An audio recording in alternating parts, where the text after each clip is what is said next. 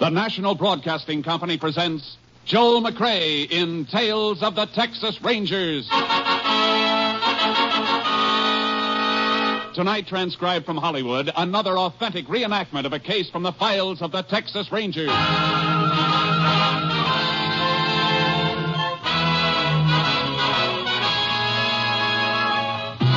Tales of the Texas Rangers, starring Joel McCrea as Ranger Jace Pearson. Texas, more than 260,000 square miles. And 50 men who make up the most famous and oldest law enforcement body in North America.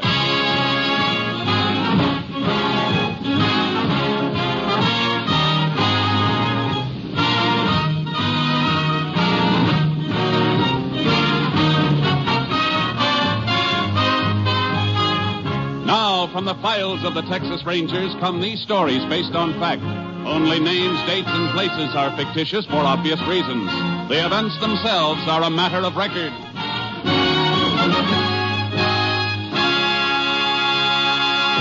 Case for tonight, Loggers' Larceny.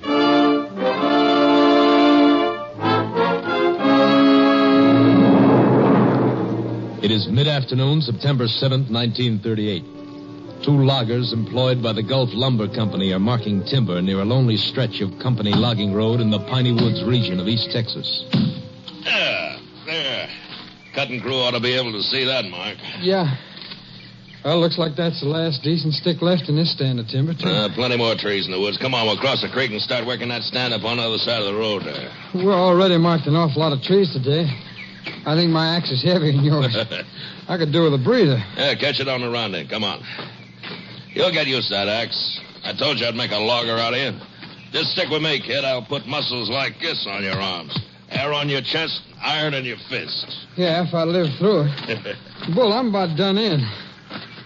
Oh, man, that creek sure looks good. Yeah, don't let it fool you. Ain't fit to drink down here. Sawdust pile at the mill poisoned it. Well, what do we do, Wade? Sure, ain't deep enough to swim, is it? Or do you want to ride across piggyback? Hey, Bull, look. Huh? Over there on the other side. Up there against that old cut-over stump. That's a car. Yeah, upside down, all smashed up. Well, come on. Somebody might be hurt. Hey, Bull, that's one of the company cars on the mill. Yeah, I see. Sure is wrecked, ain't it? Yeah. Hey, smell that gasoline. Tank's busted wide open. Sure good thing there wasn't a spark. There'd been some fire if that gas had caught. Hey, look here, kid, in the front seat. Who is it, Bull? It's old man Hutton. What's left of him. It's the paymaster. Come on, we better get him out of there. No, we can't do nothing for him. But get a load of this bank bag. Hey, that's full of money. Payroll for the mill. Bull, what are you doing? What are you stuffing that money in your shirt for? Look, kid, we ain't been around here, understand? Hey, you've got no right to that money. Who's got a better one?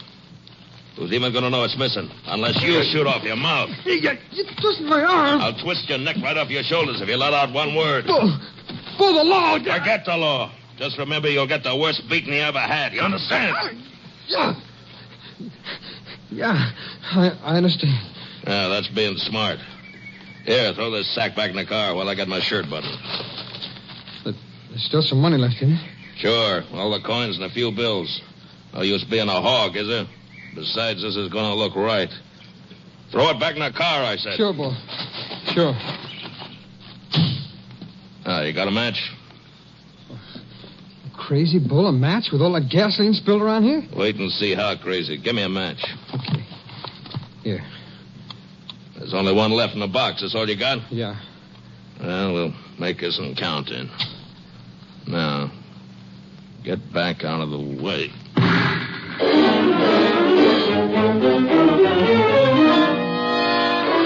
The frantic mill superintendent waited until evening to report the missing paymaster and money. Sheriff Stanton immediately contacted the Texas Rangers. An all-points bulletin for the apprehension of the man was sent out, and Ranger Jace Pearson was assigned to the case. He arrived at the mill with the sheriff early the next morning. Here's the mill office, Jace.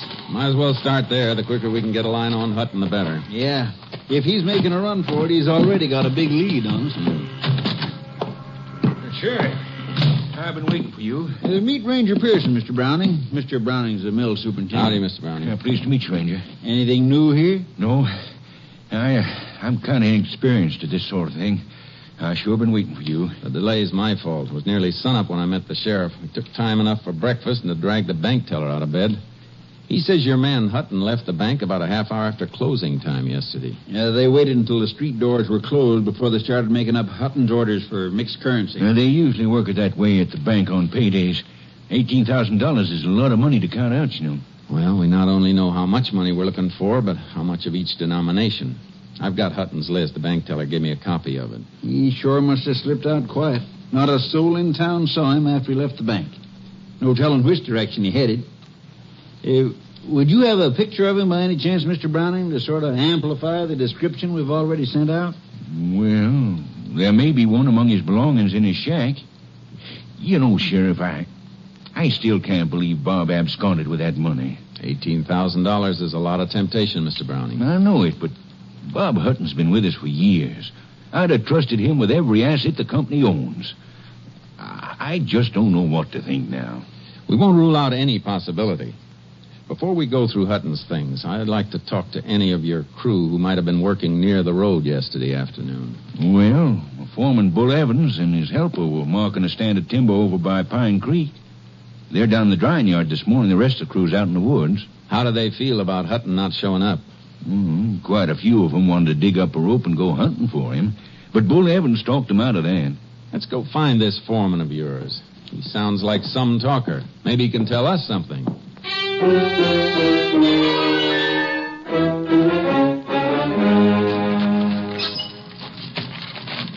Put your shoulder to the dolly, kid. Here. Yeah, that's good. I will stack this load of sheathing beside that last bunch of 2-bys. Stand them on in and slide them in against the ridgepole there. Okay. This green stuff's as heavy as lead. Stack it up there straight. Want the whole blame rack to come down on top of you?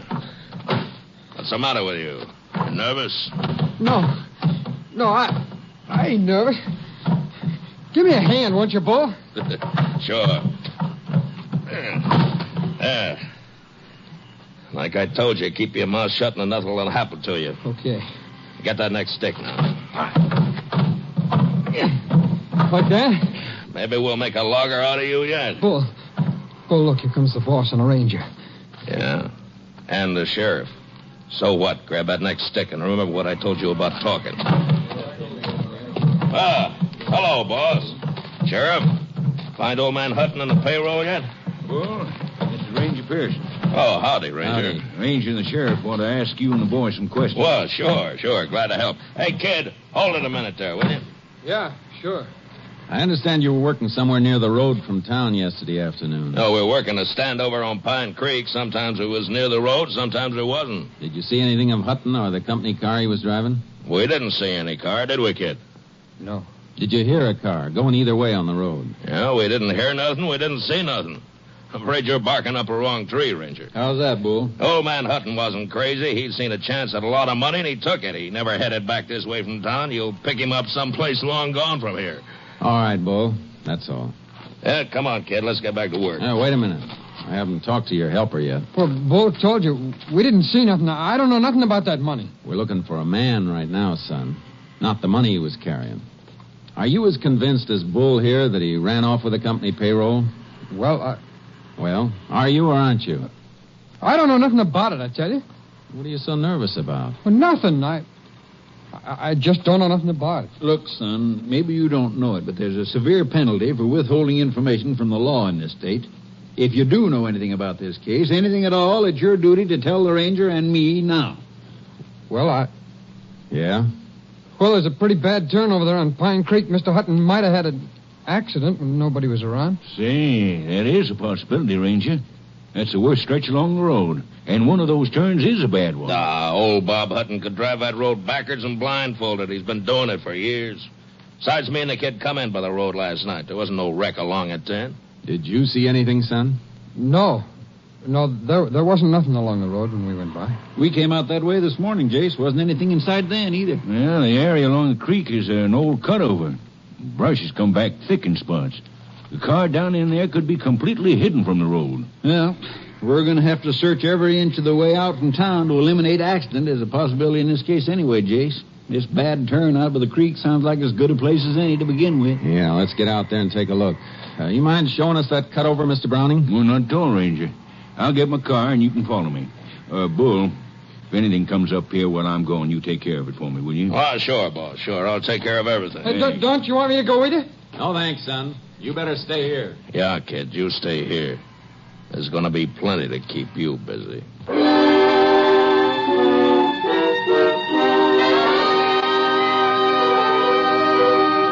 Roadside tracks and broken brush near the bad turn on Pine Creek were so faint we nearly missed them. The car itself was completely screened from the road by brush. It was badly burned and lay upside down on an open patch of grass. The body of its driver slumped near the wheel. It's an accident, all right, Jace. Seems like. Good heavens. What a way to die. Marks indicate Hutton lost control when he left the road. Judging from the damage to the car, I think there's no question but what he was dead when the wreck caught fire. Well, I hope so. I told you I couldn't believe Bob Hutton would steal that money. Looks like you were right, Mr. Browning. Here, look in this window. Yeah. What a mess. There's your money, what's left of it. There beside the springs of that burned seat cushion. Oh, yeah. I see some corn rolls with the wrappers burned off. And that fluff of ash on top of them is what's left of the paper money. It's hard to believe it would burn that much. It was a mighty hot fire while it lasted. Even the body metal's warped all out of shape. Well, Jace, looks like it's back to town for us. I got to get an undertaker's wagon out here to pick up his body. Yeah, I'll have to kill that all-points wanted bulletin on Hutton, too. Guess that'll about wind this up, huh? I'm not so sure, Sheriff. What do you mean? Well, this just doesn't feel quite right. What doesn't? Finding this car like this. We might have looked for a day before we found it down here in this brush. Don't you have more to go on than that, Ranger? No, nothing more. Just a hunch. It seems like working on hunches would be kind of dangerous in your business. It usually is, for somebody. Come on, I want to get back to the mill. Well, what do you want to go back there for? You don't need a phone. You can use your car radio. Yeah, I know. But there's something funny about this. I want to get it cleared up. Hey, Sheriff, look out. Watch where you're stepping. What is it? That matchbox. Oh. Hey, wait a minute. What's so important about a matchbox? It could be plenty important. Here, look where it's lying. I don't get you, Jace. All right, look up there, Sheriff. That's where Hutton's car turned over. It slid down from there on its roof. The matchbox is right in the track, and it hasn't been crushed. Meaning it was dropped after the wreck. What? That's right, Sheriff. Let's see. It's empty. The last match was used and the box thrown away. Well, used for what, Ranger? What's a matchbox got to do with Bob Hutton's death? Maybe nothing. But even when a car's as badly damaged as this one was, even when it's drenched with gasoline, it doesn't always catch fire. Let's go back a minute. Do you know what you're saying? I think so. You mean somebody could have deliberately set this car afire after the accident? If this was an accident. Oh, but look, Jace, the only possible reason for arson in a case like this would be to cover taking the money Hutton had with him. And it's still there. What's left of it, anyway. I know, Sheriff. There we are. Give me a hand, will you, Sheriff? Sure, Jace. What do you want to do? And see if we can't get what's left of that money out without disturbing the ash around it. I want to send it into the lab. What'll that get you? If any of it's missing, they may be able to tell us. We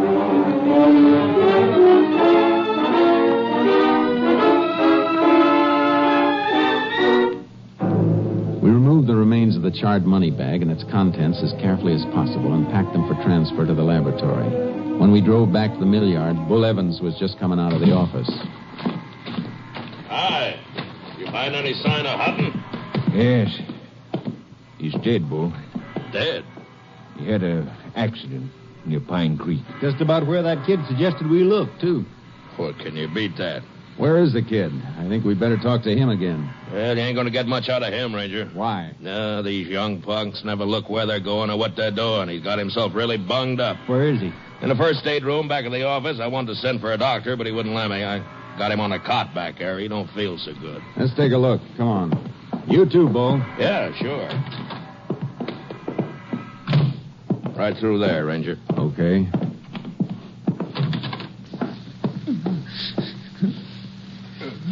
Easy, kid. Let's have a look at you. No. Leave me be. Why, his face is beat to a pulp. Bruises on his ribs and belly, too. What happened to you, son? Oh, go away. You better answer the ranger boy. What happened to you? Go on, kid. Tell him what happened. The drying rack. It fell on me.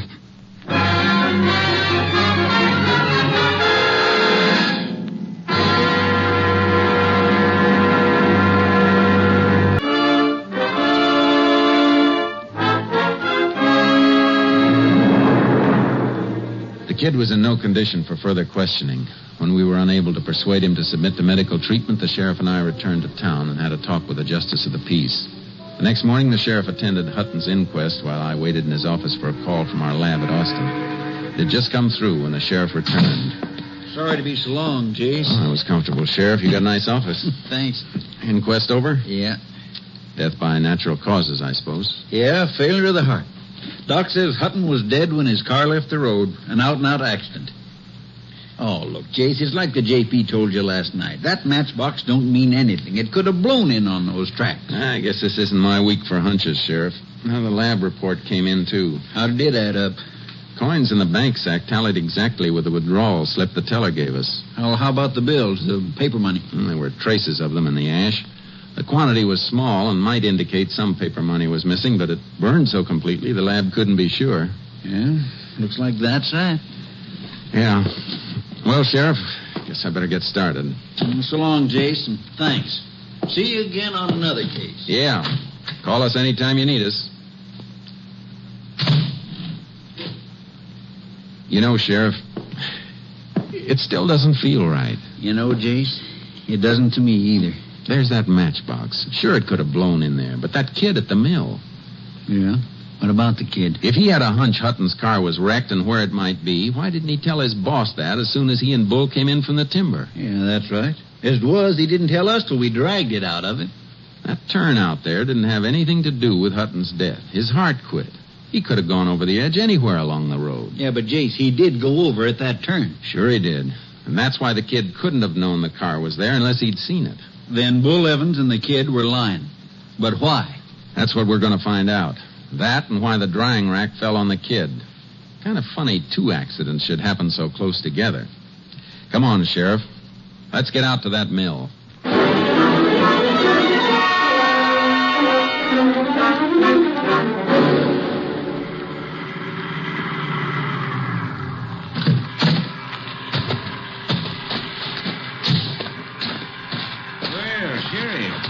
I didn't look for you and Ranger Pearson back. Something new come out? Not exactly, Mr. Browning. Just a few loose ends. I want to talk to that kid who was hurt yesterday. How is he? Oh, apparently a lot better than he looks. How's that? He was up for breakfast this morning. Insisted he was in shape to work. In shape to work? That's what he claimed. That kid was in shape for a hospital. Oh, Bull banked him up. He'd been taking care of him. I guess he ought to know. They around the yard here? Well, Bull didn't figure the kid was quite up to yard work. They went out with a felon crew. Together? Sure. Bull said he'd watch after the kid. Oh, he did, huh? Where are they? Up in the northeast quarter of Section 3 someplace, about 4 miles out. Come on, Sheriff. We better get out there. That kid was in no condition to work. Well, you can't make it in a car. We haven't got our access road to that section finished yet. You got any horses here? Yeah, the one I use for making my rounds of the cruise is saddled up out back. Bring it around for the sheriff. I'll get my horse unloaded from the trailer. Right away, Ranger. Come on, Sheriff. Get on the other side of that end gate, will you? Sure. You think that kid's in any danger, Jace? What do you think? I'm beginning to think so. So am I. Oh, back out, Charky. Steady, boy. Easy, boy. Here you are, Sheriff. Stirrups ought to be about right. Thanks, Mr. Browning. Now, you take that work road at the corner of the yard. You begin to hit some of the crew out at the end of it. They can tell you just where Bull and his helper is. Thanks. Let's go, Sheriff. Come, Chark. Come on, pick him up, horse.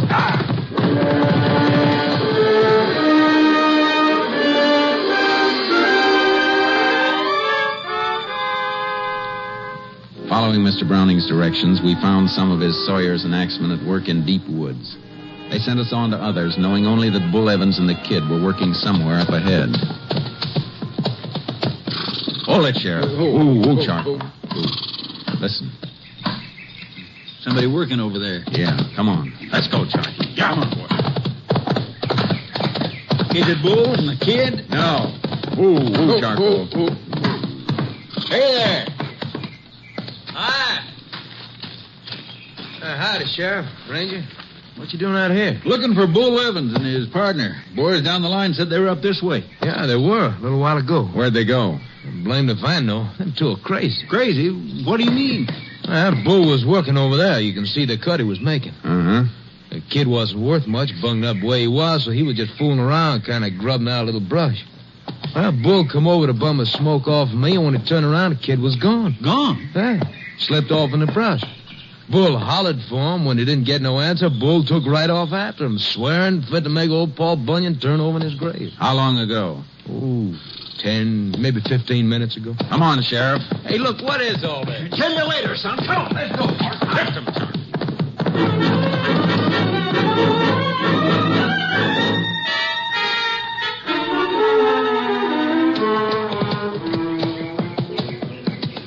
Here's the tracks again, on this soft ground. Yeah.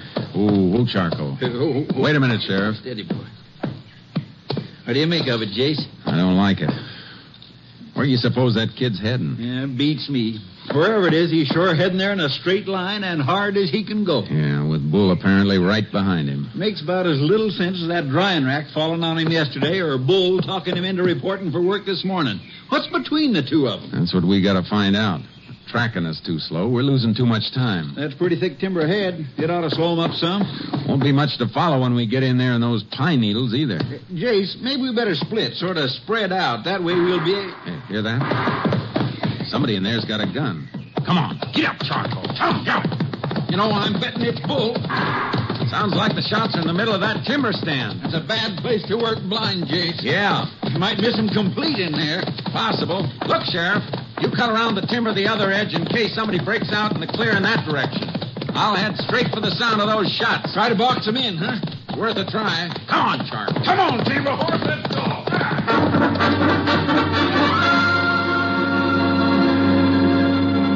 Deep into the timber, I stopped near a blowdown. A huge living pine tree blown over onto the ground. I wanted to listen for movement, but I knew an armed man was somewhere ahead of me, and Charcoal seemed to sense my tenseness. Whoa, Charcoal. Steady, boy, steady. Take it easy, Charky. Confound it, what are you shying away from? Whoa, boy. All right. Crawl out from under that blowdown. No, don't shoot. Nobody's going to shoot, kid. Crawl out of there. No, get away, will you? Leave me be. He'll kill me if he finds me. Get hold of yourself, kid. Who'll kill you? What for? Bull. He almost caught me. You're all right now, son. Come on out. He shot at me. I crawled in there and he lost me. He ran on past. I heard him. But he'll be back. You better tell me why he's after you. Come on, spill it quick. Oh, I saw him take the money. From Hutton's wrecked car? Yeah, we came down to the creek and there it was. He took the money and threw a match into the gasoline. He burned the car. Mr. Hutton's still in it. Oh, settle down. Take it easy. Hutton was dead when his car left the road. Why didn't you tell us about this yesterday when we asked you? Well, I tried to tell you, but Bull was standing there watching, listening. And look what happened to me afterwards. That accident at the drying rack? The accident. He pushed the rack over to make it look that way. Afterwards, he beat me and almost killed me. Came close enough. Why didn't you sneak out to Mr. Browning with your story last night? I never got a chance. Bull got a gun out of his possibles bag and kept it under his blanket all night, pointed at me. He never slept a wink. I had to get up this morning and make it look like I wanted to come out here to work with him. Why'd you head in this direction when you made your break this morning? Well, I figured if I could get to the money and get it back to Mr. Browning, this would all be over, and, well, then I'd be safe. You know where the money is? Yeah, it's in an old stump in a draw between here and the road. Come on. Charcoal will carry double. We got some riding to do. I could understand the kid's terror. A professional criminal knows the odds against him and seldom goes beyond a certain limit. An amateur is like a man in quicksand, more desperate with every step and more dangerous. There, that's the stump right over there. Ooh, Charky. Ooh, boy. There's a hollow on the other side of it. Hurry up, will you? Uh-huh. Take it easy, kid. Charcoal made a lot better time than Bull could have made on foot. Besides, he's still probably looking for you. Well, maybe he's been here already. We'll soon see. Yeah, it's Here, all right. Can't you hurry? Hey, this is a pile of money. Yeah, I know. Come on. All set, kid. Just as soon as I stash these bills away in my saddlebags. This is what you call valuable evidence. And this is what's called a gun, Ranger. Bull! Praise both of you. You're making a mistake, Bull. You've made yours. Drop them saddlebags. You ain't getting that money. It's mine. Now drop them. All right, get off that horse, kid. Get off, I said. All right. Now start backing away from my money. Both of you. I told you I'd kill you if you opened your mouth, kid. Now it's going to be both of you. You hurt, kid? No. No, are you okay? Yeah. Bull's gun just didn't shoot very straight. Boy, you sure did, and fast. That's what a spring clip holster's for, son. Jace! Jace! Ho, boy, ho. Everything all right? Yeah, for everybody but Bull. He's dead? Kind of. What was the deal, Jace? Did he have some of the money from the wreck? Show him what's in the saddlebags, kid. All right. Here, Sheriff, take a look. Looks like he had it all. How deep was the kid here in with him? I reckon that's something the court will have to judge on the evidence. Here, give me a hand, Sheriff. We'll hang Bull across your saddle. He's got one last ride coming.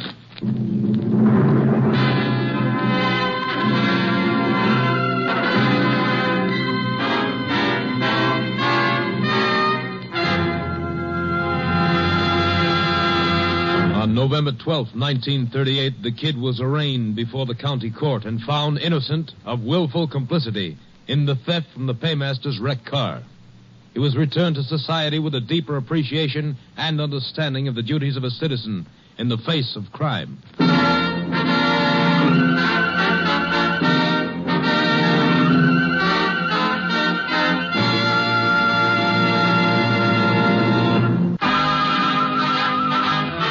Next week, Joel McCrea in another authentic reenactment of a case from the files of the Texas Rangers.